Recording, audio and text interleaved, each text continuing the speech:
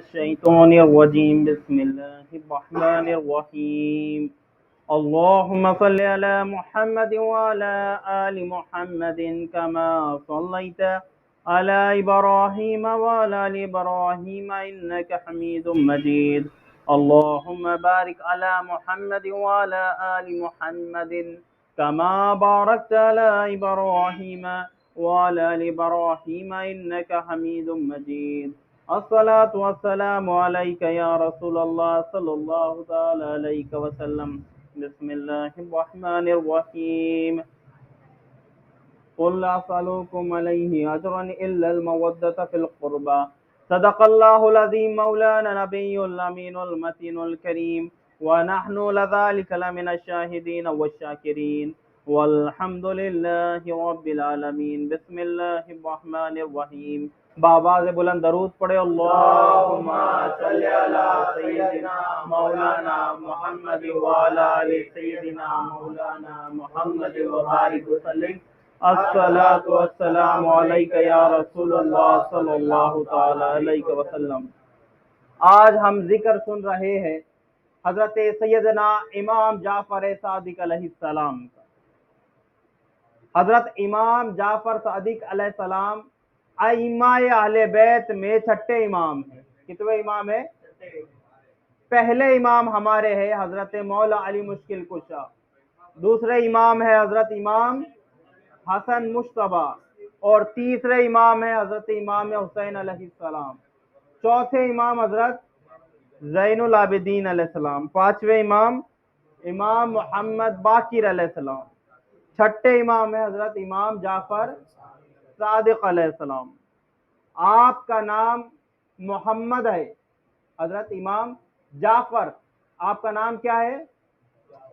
جعفر ہے، صادق آپ کا لقب ہے، آپ کی کنیت ابو عبداللہ ہے اور ابو اسماعیل ہے۔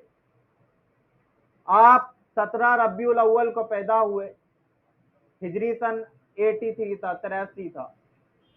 آپ کی ولادت مدینے میں ہوئی۔ آپ کے والد یعنی ابا کا نام کیا ہے؟ حضرت امام محمد باقر علیہ السلام، لیکن عرف عام میں ہم کیا کہتے ہیں؟ حضرت امام باقر علیہ السلام۔ تو آپ کی امی کا نام تھا حضرت ام فردہ۔ زیادہ تر آپ کو لوگ اس نام سے پہچانتے ہیں، کیا کہتے ہیں نا، کنڈے جس امام کے نام سے کیے جاتے ہیں وہ حضرت امام جعفر صادق علیہ السلام۔ حضرت امام جعفر صادق علیہ السلام آپ کے ابا جتنے عظیم ہیں اتنے ہی آپ کی امی بھی عظیم ہے۔ علم ظاہری اور علم باطنی دونوں بھی آپ نے کے ابا سے حاصل کیا، کیونکہ علم لدنی تو اماموں کو ویسے ہی حاصل ہوتا ہے، جو نبوت کا علم ہوتا ہے وہ سینہ بہ سینہ اماموں کو ملتا ہے، لیکن ظاہری تعلیم بھی آپ نے امام محمد باقر علیہ السلام سے حاصل کی۔ اور امام محمد الباقر علیہ السلام نے جو مدرسہ قائم کیا تھا مدینے میں، وہاں آپ کی تعلیم و تربیت ہوئی۔ آپ کی امی حضرت ام فردہ ہے۔ ابا کی طرف سے آپ کا سلسلہ نسب یہ ہے کہ امام جعفر صادق کے ابا کون ہے؟ امام محمد باقر۔ ان کے ابا ہے حضرت امام زین العابدین، ان کے ابا ہے امام حسین، ان کے ابا ہے حضرت علی۔ اس طریقے سے آپ کا سلسلہ نسب ہے۔ لیکن حضرت امام جعفر صادق فرماتے ہیں کہ میں ابو بکر صدیق کا دوہرا بیٹا ہوں۔ وہ کیسے؟ تو امام فرماتے ہیں کہ امام کی جو امی ہے حضرت ام فردہ، وہ بیٹی تھی حضرت قاسم کی۔ قاسم جو تھے وہ بیٹے تھے حضرت عبد الرحمن کے، اور وہ بیٹے تھے حضرت ابو بکر صدیق کے۔ امی کی طرف سے آپ کا سلسلہ نسب یہ ہے کہ حضرت ام فردہ بیٹی تھی حضرت آسماء کی، اور حضرت آسماء بیٹی تھی حضرت ابو بکر حضرت محمد کی، اور وہ بیٹے تھے حضرت ابو بکر صدیق۔ یہ آپ کا سلسلہ نسب ہے۔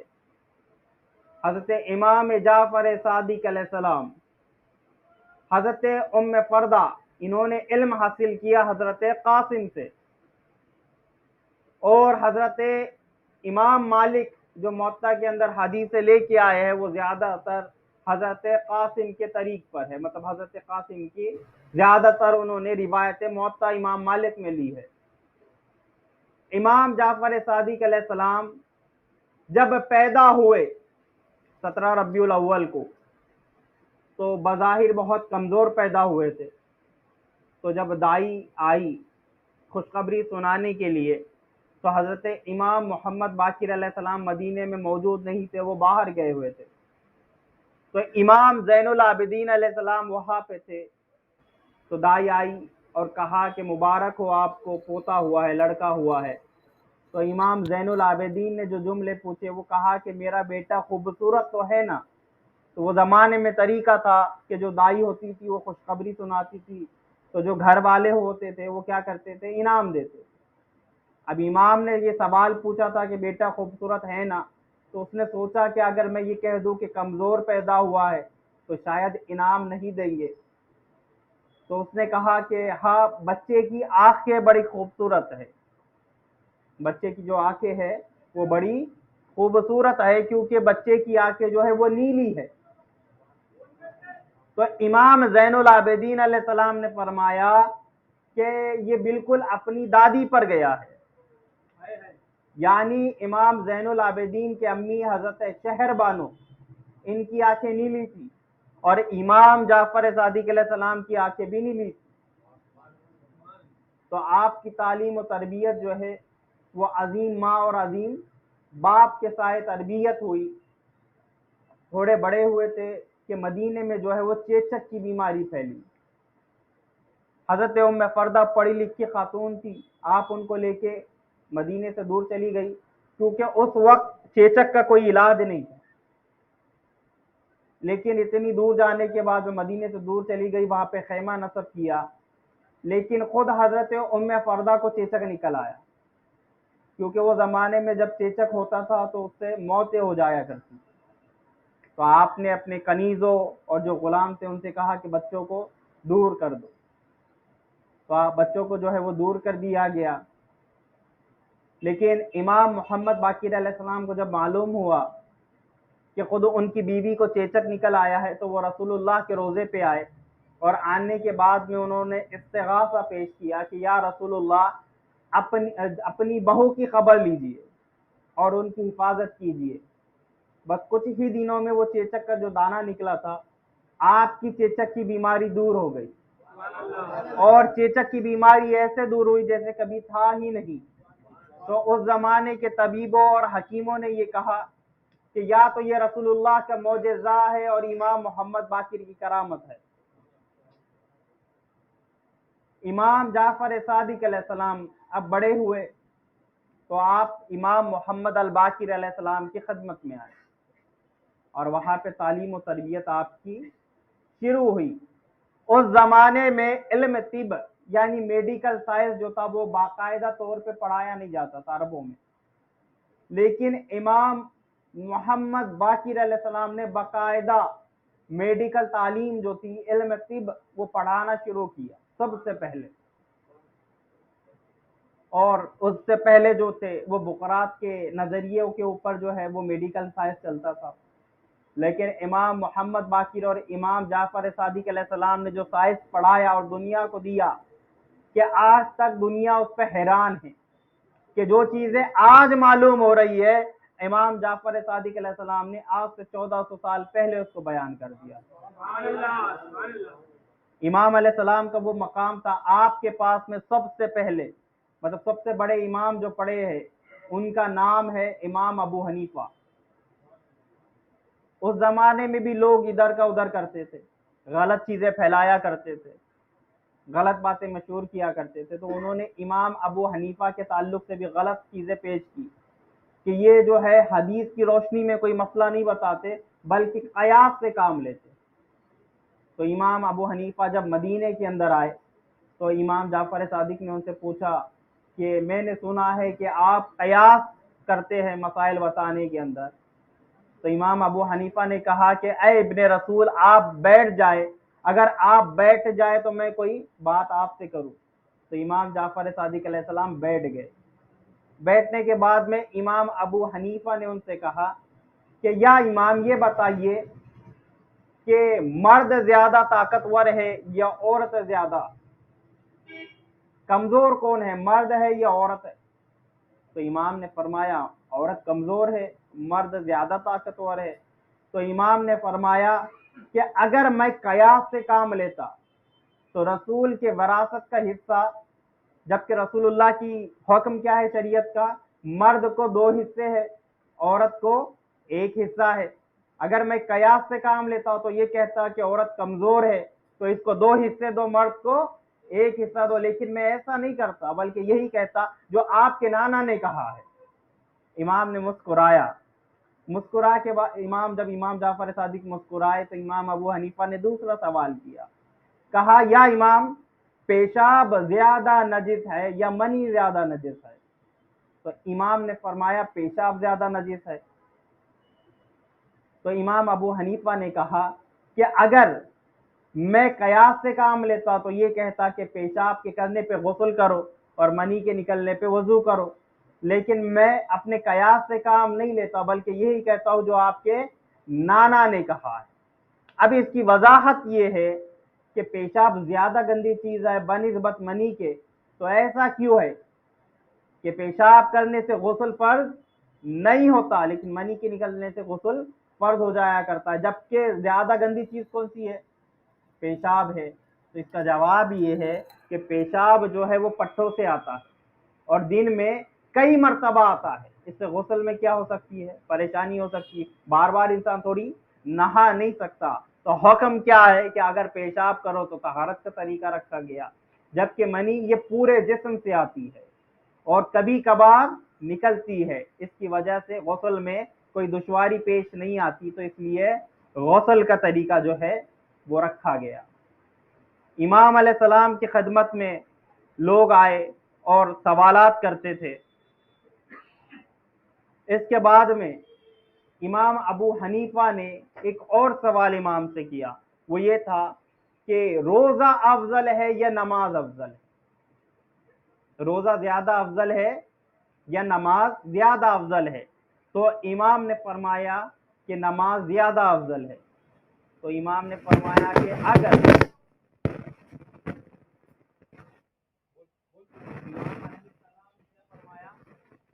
میں قیاس سے کام لیتا تو عورت کے لیے کیا ہے؟ روزے کی قضا ہے، نماز کی کوئی قضا نہیں ہے۔ تو کیا ہے؟ روزے کی قضا ہے، اس کے لیے نماز کی کوئی قضا نہیں ہے۔ اگر میں قیاس سے کام لیتا تو کہتے کہ روزہ بھی رکھ اور اس کے ساتھ میں نماز بھی ادا کر جو چھوٹی ہوئی ہے، لیکن انہوں نے کہا ایسا نہیں، جو آپ کے نبی نے کہا وہی میں کہہ رہا ہوں۔ اس کے بعد میں امام جعفر صادق علیہ السلام نے باقاعدہ پھر میڈیکل پڑھانا شروع کیا۔ کیا کیا؟ میڈیکل سائنس پڑھانا شروع کیا، علم طب۔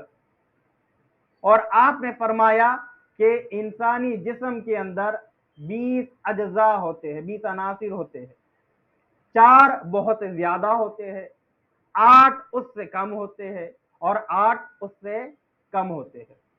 اب اس زمانے کے اندر لوگوں میں یہ چیزیں سمجھ میں نہیں آئی کیونکہ اس وقت میڈیکل سائنس اتنا ڈیولپ نہیں تھا، لیکن جو جسمانی ساخت ہے انسان کی باڈی ہے، ڈاکٹروں کو اس کے اوپر کیا ہوتا ہے باقاعدہ پریکٹیکلز کرائے جاتے ہیں، یعنی اس کا پوسٹ مارٹم کیا جاتا ہے اور ڈاکٹرز کو سکھایا جاتا ہے کہ باڈی کے پارٹس کیسے ہوتے ہیں، اس کے اجزاء کیا ہوتے ہیں، الگ الگ چیزیں اس کے اندر ہوتی ہے۔ اب پوسٹ مارٹم جو ہے سب سے پہلے 18ویں صدی کے اندر فرانس کا ایک ڈاکٹر تھا جس کا نام تھا ڈاکٹر مارا، اس نے باقاعدہ جو ہے وہ پہلا پوسٹ مارٹم کیا، لیکن کیتھولک کرسچنز کے اندر جو ہے وہ پوسٹ مارٹم کرنا بہت بڑا گناہ سمجھا جاتا تھا، تو اس لیے انہوں نے اگر وہ کوئی پوسٹ مارٹم کرتا تو وہ اس کو قتل کر دیتے تھے۔ اسلام کے اندر بھی پوسٹ مارٹم کی اجازت نہیں ہے، مگر وہ اتنی شدید مطلب یہ کرتے تھے، اس کو سزا دیتے تھے کہ ڈاکٹر مارا نے بھی جو پوسٹ مارٹم کیا انہوں نے اس کو قتل کر دیا، لیکن اسی ڈاکٹر مارا کے جو اسٹوڈنٹ تھے انہوں نے اس ریسرچ کو چھپے چھپے جاری رکھا اور یہ ریسرچ پھر آسٹریلیا میں پہنچی اور انہوں نے پوسٹ مارٹم کیا. اس کے بعد میں یہ ثابت ہوا جو امام جعفر صادق نے کہا تھا. امام جعفر صادق علیہ السلام نے کیا فرمایا تھا؟ جسم کے اندر 20 عناصر ہوتے ہیں، 4 سب سے زیادہ ہوتے ہیں، 8 اس سے کم ہوتے ہیں اور 8 اس سے کم ہوتے ہیں. وہ 4 سب سے زیادہ انسان کے جسم میں کیا چیز ہوتی ہے؟ کیا ہوتے ہیں؟ پہلی ہے آکسیجن، دوسرا ہے ہائیڈروجن، تیسرا ہے کاربن اور چوتھا ہے نائٹروجن. اب 8 اس سے کم ہوتے ہیں. وہ 8 کیا کم ہوتے ہیں جسم کے اندر؟ Magnesium, sodium, potassium, calcium, phosphorus, chlorine, sulphur, iron. اور 8 اس سے زیادہ کم ہوتے ہیں. وہ چیزیں کیا ہے؟ مولوبیڈم، selenium, fluorine, cobalt, manganese, copper, iodine اور زنک. کیا فرمایا امام نے؟ کہا 20 چیزیں جسم کے اندر ایسی ہے، 4 سب سے زیادہ ہے، 8 اس سے کم ہے اور 8 اس سے کم ہے. اب اس کے اتار اور چڑھاؤ کی وجہ سے جسم جو ہے نا وہ بیمار ہوتا ہے، انسان جو ہے وہ بیمار پڑتا ہے. کیوں؟ ان چیزوں کے اتار اور چڑھاؤ کی وجہ سے. جو چیز امام جعفر صادق علیہ السلام نے 1400 سال پہلے بیان کی، یہ دنیا کو 18ویں صدی میں معلوم پڑا. اب امام نے کیا کہا کہ بعض اوقات ایسا ہوتا ہے. امام کا دیکھیے سائنس کا نظریہ کیا ہے. امام دنیا کو میڈیکل سائنس سکھا رہے اور ہمارے بچوں کو یہ نہیں معلوم ہے کہ امام جعفر صادق کون ہے. جو چیزیں جسم کے اندر کیا، یہ سب سے پہلے کون بتا رہے؟ امام جعفر صادق علیہ السلام. اب اس کے بعد میں امام نے پھر ایک نظریہ پیش کیا، ایک تھیوری پیش کی. کہا کیا؟ بعض اوقات ایسا ہوتا ہے کہ بظاہر جو مرنے کی علامات ہوتی ہے، یعنی آنکھ جو ہے وہ ساکت ہو جاتی ہے، دل کی دھڑکن بند ہو جاتی ہے، نفس کا چلنا بند ہو جاتا ہے، تو یہ مرنے کی کیا ہے؟ علامات ہے. لیکن بعض اوقات ایسا ہوتا ہے ان علامات کے باوجود بھی انسان مرتا نہیں ہے، زندہ ہوتا ہے. انسان زندہ ہوتا ہے، مرتا نہیں ہے. تو اب اس کا علاج کیا ہے؟ اس کا علاج یہ ہے، کہا یہ 2 انگلیوں کے بیچ میں اگر تھوڑا کاٹ کے خون بہا دیا جائے وہ انسان دوبارہ زندہ ہوتا ہے. وہ انسان دوبارہ زندہ ہوتا ہے.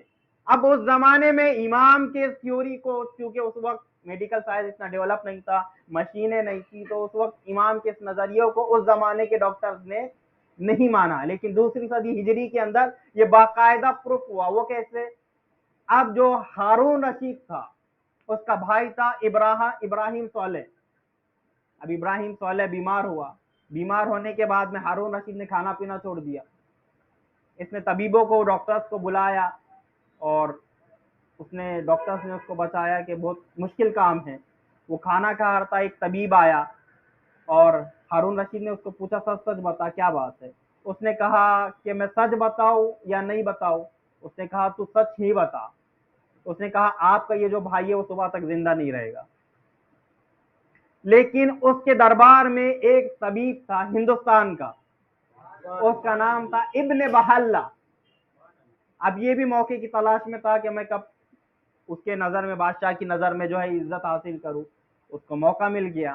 وہ ہارون رشید کے پاس آیا اور کہنے لگا کہ بادشاہ آپ جو ہے وہ اطمینان سے کھانا کھا لیجیے اور سو جائیے، آپ کا بھائی مرے گا نہیں. ہارون رشید سو گیا. صبح طبیبوں نے خبر دی کہ ابراہیم صالح مر گیا ہے. اب ہارون رشید آیا، دیکھا تو اس نے کہا کہ جب اس کی نظر اس ہندوستانی طبیب پہ پڑی ابن بحلہ پہ، اس نے کہا اس کو پکڑو اور اس کو قید میں ڈالو. سب سے پہلے میرے بھائی کو میں دفن کروں گا، اس کے بعد میں پھر اس کو قتل کروں گا. اس نے کہا کہ یہ بچ جائے گا، اس کی وجہ سے میں میرے بھائی سے مل نہیں سکا. رات بھر میں آرام سے سویا، میرا بھائی مر گیا. ابن بحلہ کبھی چہرے کو دیکھتا، کبھی پیروں کو دیکھتا، کبھی چہرے کو دیکھتا، کبھی پیروں کو دیکھتا.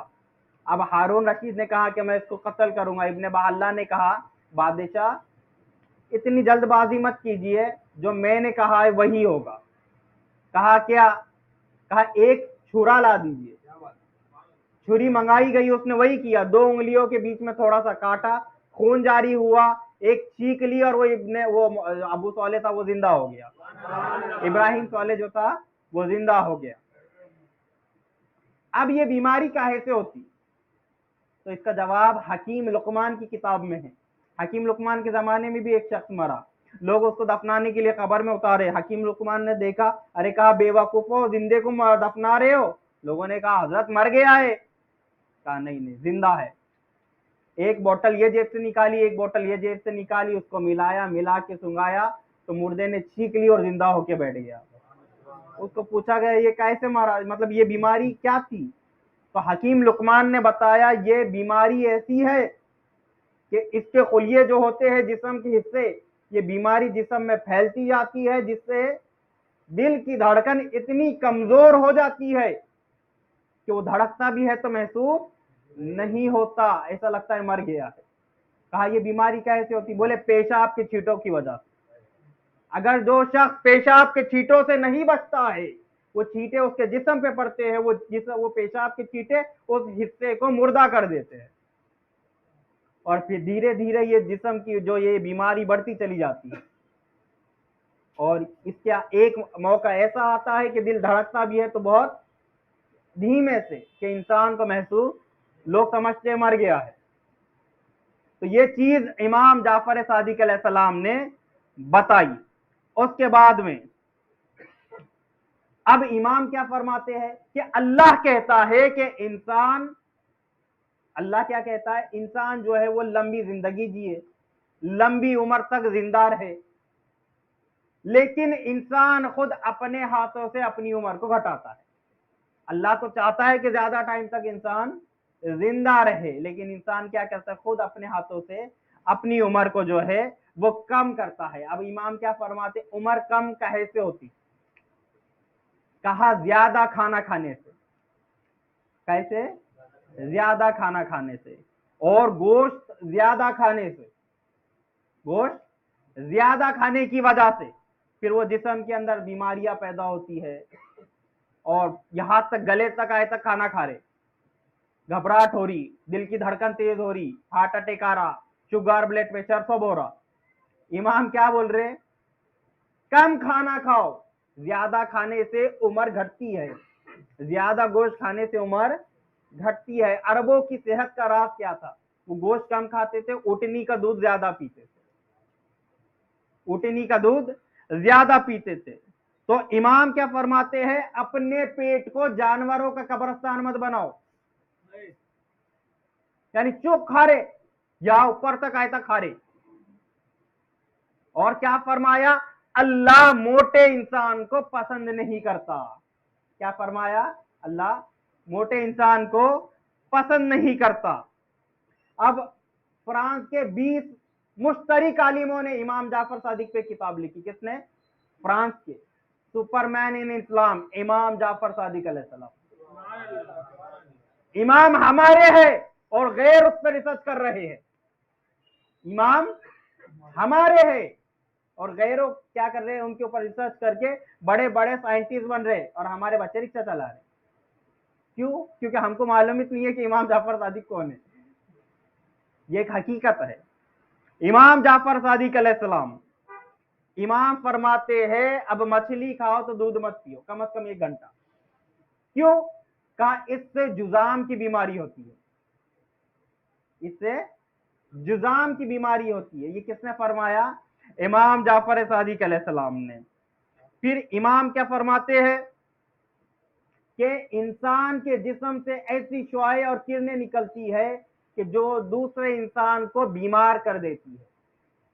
دوسرے انسان کو, یہ اس زمانے کے اندر یہ تھیوری کو نہیں مانا گیا, کیونکہ اس زمانے میں صرف اتنا تھا کہ پانی سے بیماری پھیلتی ہے, ہوا سے بیماری پھیلتی ہے. اب امام نے ایک نئی چیز بتا دی تھی کہ انسان کے جسم سے ایک ایسی چیز نکلتی ہے جو دوسرے انسان کو بھی, جب وہ انسان اس کے کانٹیکٹ میں آ جاتا ہے, وہ چیز اس کو بیمار کر دیتی ہے. ایسی الٹرا وائرس, اس سے جو ہے وہ ریز نکلتی ہے. اب اس کے اوپر ابھی امام کی اس بات کو کس نے پڑھا معلوم ہے کیا؟ اس کا امریکہ کا ایک سائنٹسٹ ہے بہت بڑا, اس کا نام ہے جان والٹ. اس نے امام جعفر صادق کے اس بات کو اس نے پڑھا. اب اس نے کیا کیا، اس کے اوپر ریسرچ کیا، اور ریسرچ کرنے کے بعد میں ان لوگوں نے امام جعفر صادق کی اس بات کا اعتراف کیا کہ جو امام نے کہا وہ حق ہے، کہ واقعی انسان کے جسم سے ایسا ہوتا ہے۔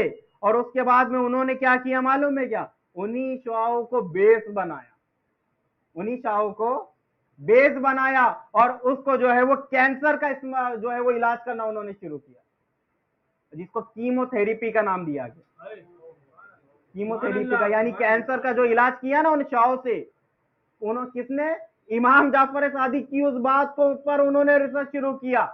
وہ خود کہہ رہے کہ ہم نے امام کی اس بات کے اوپر ریسرچ کیا، جان والٹ نے، اور کون سی انہوں نے وہ اس کا علاج نکالا، کیمو تھراپی۔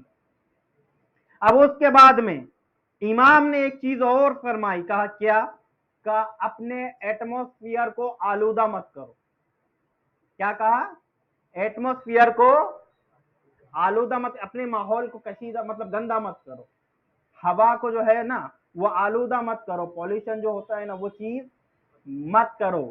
اگر تم ایسا کرو گے تو پھر ایسی بیماری پیدا ہوگی جس کو تم سمجھ بھی نہیں سکو گے، اور جس کا کوئی علاج ممکن نہیں ہوگا۔ امام کی نگاہ دیکھ رہی ہے، 1400 سال پہلے تو یہ کوئی مسئلہ ہی نہیں تھا، کوئی پولیوشن ہی نہیں تھا، نہ کارخانے تھے، نہ فیکٹریاں تھی، کچھ نہیں تھا۔ امام آگے کا دیکھ رہے ہیں، اور امام کیا کہہ رہے، یہ چیز تم کرو گے نا تو ایسی بیماری پیدا ہوگی جس کو تم سمجھ بھی نہیں سکو گے، اور جس کا کوئی علاج نہیں ہوگا۔ اب یہ بیماری امام دیکھ رہے تھے کہاں ہونے والی ہے۔ سب سے زیادہ کارخانے اور فیکٹریاں جاپان کے اندر ہے، کیونکہ بہت ڈیولپ کنٹری ہے۔ وہاں ایک بیماری ہے، اگر سرچ کرو گے نیٹ پہ تو مل جائے گی، جس کا نام ہے ایتائی بیماری۔ انہوں نے اس کا نام کیا دیا ہے، ایتائی۔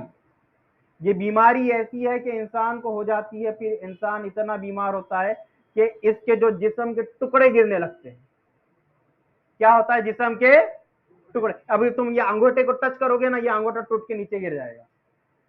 یہ بیماری ہے جاپان کے اندر، ایتائی انہوں نے اس کا نام دیا۔ اس کا کوئی علاج نہیں ہے، اس سے انسان کی موت ہو جاتی ہے۔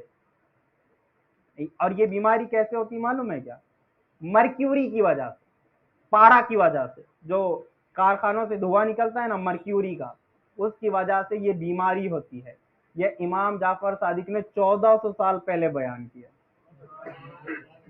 1400 سال پہلے امام نے اس کو بیان کیا۔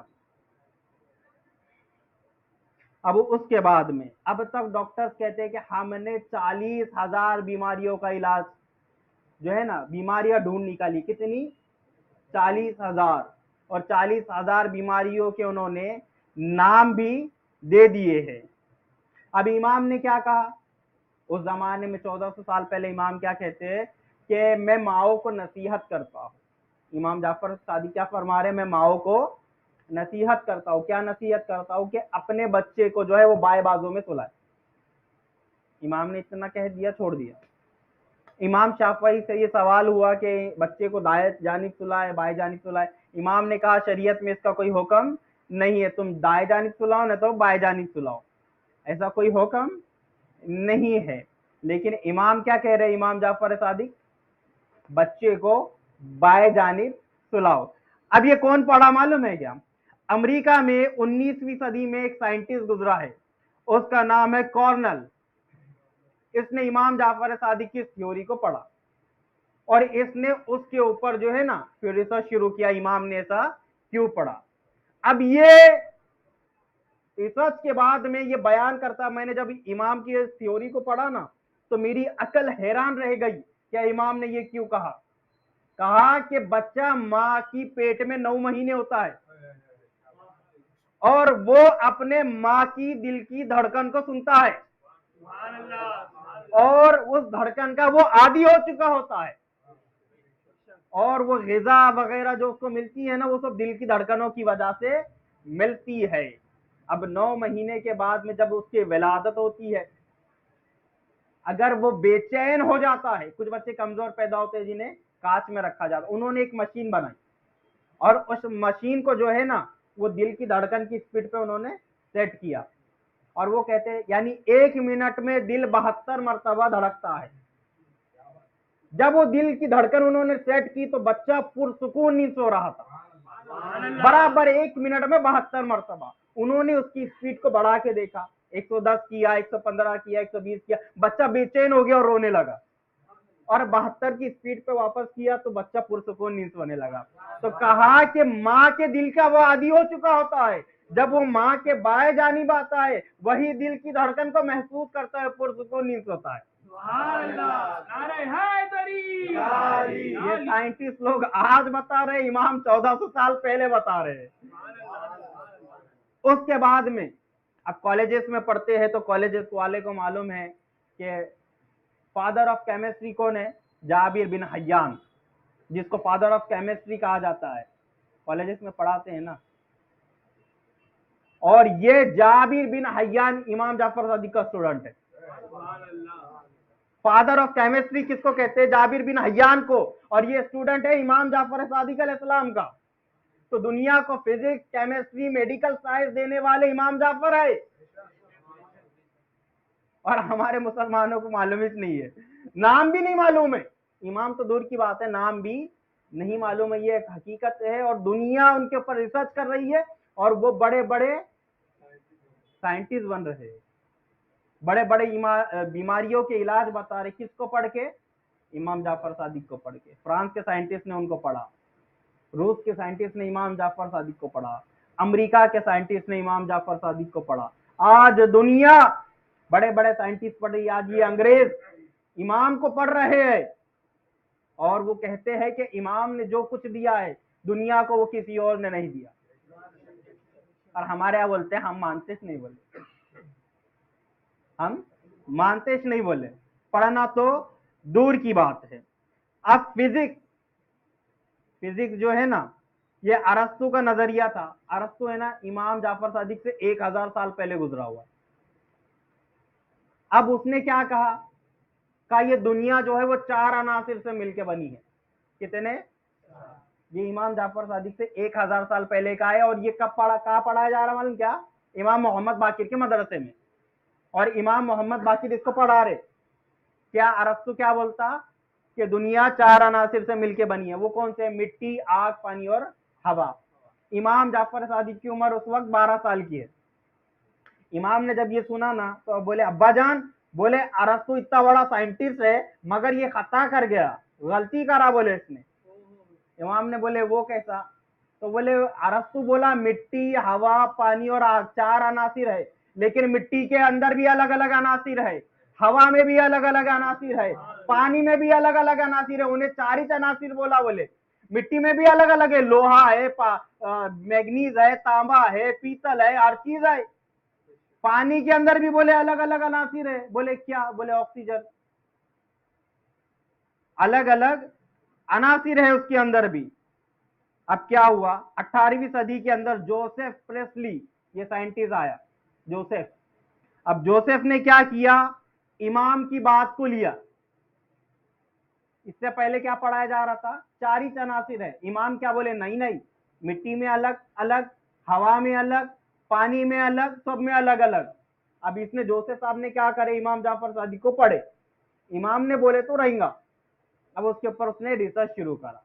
ریسرچ شروع کرنے کے بعد میں اس نے بولا ہوا میں آکسیجن ہے. کیا بولا؟ ہوا کے اندر آکسیجن ہے. اب 1766 یعنی 1766 1766 کے اندر ایک اور سائنٹسٹ آیا انگریز, جس کا نام ہے ہنگری کاونڈش. اس نے پھر امام جعفر صادق کی اسی بات کے اوپر, اسی تھیوری کے اوپر ریسرچ شروع کیا. اور اس نے کیا لکھا, اس نے پانی کے اندر سے الیکٹرک گزاری, اور الیکٹرک گزارنے کے بعد میں یہ لکھتا ہے کہ پانی کے اندر 2 عناصر ملے مجھے. امام جعفر صادق کی بات پہ میں نے ریسرچ کیا اور مجھے پانی کے اندر 2 عناصر ملے, ایک آکسیجن ملا, ایک ہائیڈروجن ملا. اور اس نے اس فارمولے کا نام دیا H2O. اس نے فارمولے کا نام کیا دیا؟ کیا بول رہا ہوں میں کس کو پڑھا؟ امام جعفر صادق کو پڑھا. اور بولتا کہ آکسیجن 1% ہے اور ہائیڈروجن 2% ہے, اس کو ملائے تو پانی بنتا ہے، اس کو ملانے کے بعد میں پانی بنتا ہے۔ امام جعفر صادق علیہ السلام 1400 سال پہلے اس کو بیان کر رہے ہیں اپنے مدرسے کے اندر۔ اس کے بعد میں امریکہ کا ایک بڑا سائنٹسٹ ہے آکسفورڈ یونیورسٹی کا، اس کا نام ہے روجر بیکن۔ اب امام جعفر صادق کیا بولے معلوم؟ کہ بولے آنکھوں سے جو ہے نا نور نہیں نکلتا، روشنی نہیں نکلتی۔ امام جعفر صادق کیا بولے؟ یہ غلط بات ہے کہ آنکھوں سے روشنی نکلی تو دکھتا۔ امام بولے نہیں، آنکھوں سے نور نہیں نکلتا، بلکہ چیزوں کے اندر نور ہوتا ہے جو کہ ریفلیکٹ ہو کے آنکھوں کی طرف جاتا ہے، اس سے چیزیں نظر آتی ہے۔ تو امام نے کیا بولے؟ وہ کیسے؟ کہ بولے اگر آنکھوں سے روشنی نکلتی تو اندھیرے میں بھی دکھتا، اندھیرے میں کیوں نہیں دکھتا پھر؟ کہا کہ نہیں، آنکھوں سے نور نہیں نکلتا، اور جو ہے نا چیزوں میں روشنی نور ہوتا ہے جو کہ ریفلیکٹ ہوتا ہے آنکھوں کی طرف۔ اب یہ روجر بیکن صاحب نے کیا کرے معلوم ہے کہ امام نے کیا بولے؟ نور چیزوں میں ہوتا ہے جو ریفلیکٹ ہوتا ہے آنکھوں کی طرف۔ اب روجر بیکن نے کیا کرا؟ امام جعفر صادق کی یہ تھیوری کو پڑھا، پڑھنے کے بعد میں انہیں کیا بولا کہ اگر اس روشنی کو، یہ جو چیز کا نور آ رہا ہے، اس کو اگر اس کے بیچ میں کوئی ہم ایسی چیز ایجاد کرے جو تمام یہ روشنی کو ایک جگہ اکٹھا کرے آنکھوں کے بیچ میں، اور یہ جہاں سے نور آ رہا ہے چیزوں سے، اس کو ایک جگہ پہ یکجا کرے، کوئی ایک ایسی چیز بیچ میں لا لے، تو ہم دور کی چیز کو ہے نا کئی گنا، 50 گنا بڑا دیکھ سکتے ہیں۔ تو اس نے اس کے اوپر ریسرچ کیا، ریسرچ کرنے کے بعد میں پھر اسی کی چیز پہ 1610 میں گیلیلیو آیا۔ اب یہ چیچا نے آدھا بتا کے گئے، گیلیلیو آیا، اس نے امام جعفر صادق کو بھی پڑھا، اس کی تھیوری کو بھی پڑھا، اور پھر انہوں نے اس تھیوری کے اوپر دوربین بنائے۔ کیا کرے؟ دوربین بنائے، اور دوربین بنانے کے بعد میں سب سے پہلے انہوں نے چاند کو دیکھا، اور چاند کو دیکھنے کے بعد میں بولے چاند اتنا بڑا ہے، اس کے اوپر الگ الگ پہاڑ ہے، جو ہے وہ الگ الگ چیزیں نظر آ رہی۔ یہ سب سے پہلے امام جعفر صادق کی تھیوری کے بعد میں پڑھنے کے بعد میں ان کو پتا چلا۔ پھر اس کے بعد میں انہوں نے، امام جعفر صادق نے فرمایا کہ یہ جو ستارے نظر آ رہے ہیں باریک باریک نقطے والے، یہ اتنے بڑے ہیں کہ یہ سورج سے بھی ہزاروں گنا بڑے ہیں۔ کیا بولے امام جعفر صادق؟ سورج سے بھی ہزاروں گنا بڑے ہیں۔ یہ سورج کچھ بھی نہیں ہے، سورج ایسا ہے جیسے ایک معمولی سا دیا، ان ستاروں کے سامنے سورج کیسا ہے؟ معمولی سا دیا ہے، وہ ستارے اتنے بڑے بڑے ہیں۔ اب یہ امام جعفر صادق نے بولے کہ دیکھنے کے بعد میں، اب چونکہ سائنس جو ہے آگے آگے ترقی کرتا گیا، اس کے بعد میں سائنٹسٹ لوگوں نے وہی تھیوری کو پکڑا اور ایک ریڈیو ٹیلیسکوپ ایجاد کیا، اور 1963 میں انہوں نے سب سے پہلی بار ایسا ستارہ دیکھا جو سورج سے ہزاروں گنا بڑا تھا۔ اور پھر سائنٹسٹ اس نتیجے پہ پہنچے کہ سورج کے اوپر 24 گھنٹے میں ہائیڈروجن کے 400 ارب دھماکے ہوتے ہیں۔ کتنے؟ 400 ارب دھماکے ہوتے ہیں، جس کی وجہ سے سورج میں روشنی پیدا ہوتی ہے، آگ نکلتی ہے اور روشنی پیدا ہوتی ہے۔ وہ روشنی کی سپیڈ جو ہے نا دنیا میں آنے کی 92,000 کلومیٹر فی سیکنڈ ہے، اتنی سپیڈ سے وہ آتی ہے۔ یعنی 400 ارب کیا ہوتے ہیں؟ ہائیڈروجن کے سورج پہ دھماکے ہوتے ہیں، اور ایک ہائیڈروجن ایسا ہوتا ہے کہ اگر وہ ہائیڈروجن بم جو ہے دنیا میں پڑے تو پوری دنیا ایک ساتھ ختم ہو جائے گی۔ تو ایسے 400 ارب دھماکے سورج کے اوپر ہوتے جب وہ روشنی پیدا ہوتی ہے۔ تو کہا سورج کا یہ حال ہے تو وہ ستارے جو سورج سے بھی ہزاروں گنا بڑے ہیں، ان کا حال کیا ہوگا؟ یہ سب کون بتا رہے؟ امام جعفر صادق علیہ السلام بتا رہے۔ پھر امام جعفر صادق علیہ السلام بتاتے ہیں کہ دنیا کی ہر چیز متحرک ہے، یعنی حرکت کرتی ہے، حرکت کرتی ہے۔ یعنی اگر ایک گلاس بھی رکھا ہوا ہے نا تو وہ بھی حرکت کرتا ہے۔ تم بولیں گے تو ایسے ہی رکھا ہوا ہے، کیسے حرکت؟ ایک پتھر بھی جو ہے وہ حرکت کر رہا ہے، اگر اس کی حرکت ختم ہو جائے تو وہ چیز بھی ختم ہو جائے، کیونکہ اللہ نے قرآن میں فرمایا ہر چیز کو لوٹ کے اس کے اللہ کی طرف واپس جانا ہے۔ تو کہا کہ حرکت ختم ہو تب اس کو موت آئے تو اب سائنٹسٹ لوگوں نے کافی ترقی کر لی تو وہ کہتے ہیں کہ باقاعدہ ہر چیز میں ایک سینٹر ہوتا ہے اور اس کے گرد الیکٹرون اور پروٹون گردش کر رہے ہوتے ہیں، اس کے گرد الیکٹران اور پروٹون گردش کرتے، وہ چیز میں حرکت ہوتی ہے. یہ چیز امام جعفر صادق علیہ السلام فرما رہے ہیں. تو امام جعفر صادق علیہ السلام نے دنیا کو میڈیکل سائنس دیا، فزکس دی، کیمسٹری دی، ہر چیز امام جعفر صادق علیہ السلام نے عطا کی. امام جعفر صادق علیہ السلام کے وہ علم جو میڈیکل سائنس کا انہوں نے بتایا، اس کا ایک